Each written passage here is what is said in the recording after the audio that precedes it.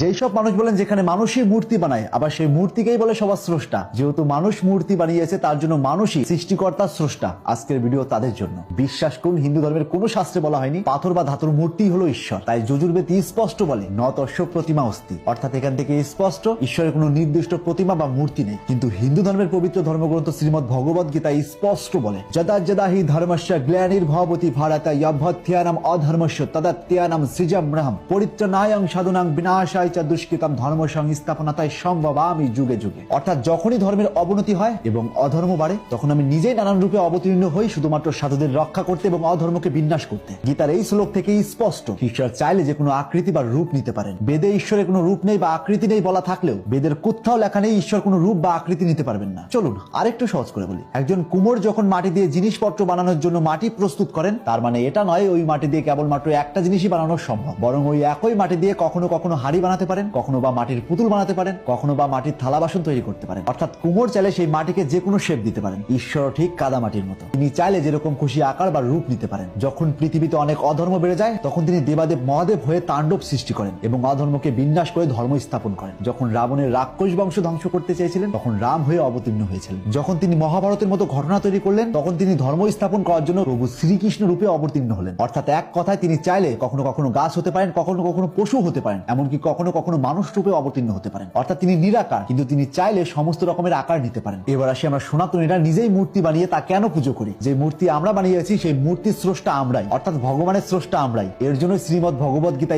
স্পষ্ট বলে নিরাকার ব্রহ্মকে উপলব্ধি করা কঠিন। অর্থাৎ সাধারণ মানুষের কাছে সাকার রূপ বা মূর্তি একটা সহায়ক মাধ্যম মাত্র। আমরা কোন সনাতনীরা মূর্তি আমাদেরকে সৃষ্টি করেছে এই ভেবে পুজো করি না, বরং স্রষ্টার প্রতীক হিসেবে পুজো করি। চলুন আরেকটু সহজ করে বলি। পৃথিবী বা অন্য কোনো দেশের মানচিত্র মানুষই তৈরি করেন বা অঙ্কন করেন। তার মানে কি এটা আমরা দেশটাও বানিয়েছি? একজন ব্যক্তি তার বাবার মূর্তি তৈরি করছেন বা তার ছবি অঙ্কন করছেন, তার মানে কি সেই ব্যক্তি তার বাবাকে জন্ম দিয়েছেন? বরং তার বাবার প্রতীক বা প্রতিচ্ছবি হিসেবে একটা ছবি বা মূর্তি বানাচ্ছেন, যাতে তার বাবার অনুপস্থিতিতে তার বাবার কথা মনে পড়ে। ঠিক এই কারণেই আমরাও সনাতনীরা মূর্তি পূজা করি, যাতে সেই মূর্তি দেখে সৃষ্টিকর্তার কথা মনে পড়ে। চলুন এই বিষয় নিয়ে বিজ্ঞান কি বলে। বিজ্ঞান বলে মানুষ অ্যাবস্ট্রাক্ট বা নিরাকার বস্তুকে সহজে ধরতে পারে না, তাই সংখ্যা বোঝাতে আমরা চিহ্ন ব্যবহার করি, সময় বোঝাতে আমরা ঘড়ি ব্যবহার করি, অন্যদিকে বিদ্যুৎ বুঝতে আমরা তার বা বাল্ব ব্যবহার করি। এখানে চিহ্ন কোনো সংখ্যা নয়, ঘড়ি কোনো সময় নয়, কিংবা বাল্ব বা তার কোনো বিদ্যুৎ নয়। এগুলো আমরা ব্যবহার করি যাতে খুব সহজে এগুলো বুঝতে পারি। ঠিক তেমনই মূর্তি মানে কোনো ভগবান নয়, বরং মূর্তি মানে ঈশ্বর বা ভগবানকে উপলব্ধি করার মাধ্যম মাত্র। তাহলে যদি কেউ বলে মূর্তি বানানো মানুষই ভগবানের স্রষ্টা, তার জন্য পাল্টা প্রশ্ন করতে চাই।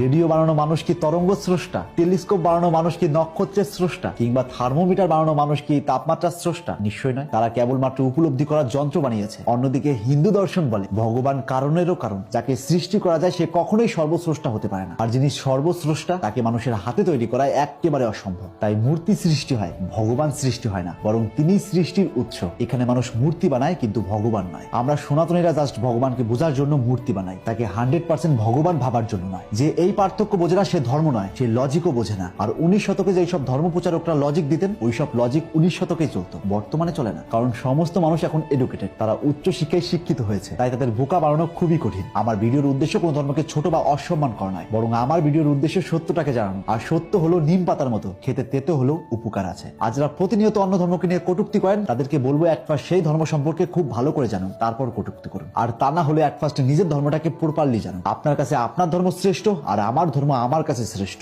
আপনার ধর্ম সত্য প্রমাণ করার জন্য যদি 1000টা লজিক থাকে, আমার ধর্ম সত্য তা প্রমাণ করার জন্য লক্ষ্য আমাদের কাছে লজিক রয়েছে। তাই কোনো ধর্মকে অসম্মান না করে সেই ধর্মকে রেসপেক্ট করুন।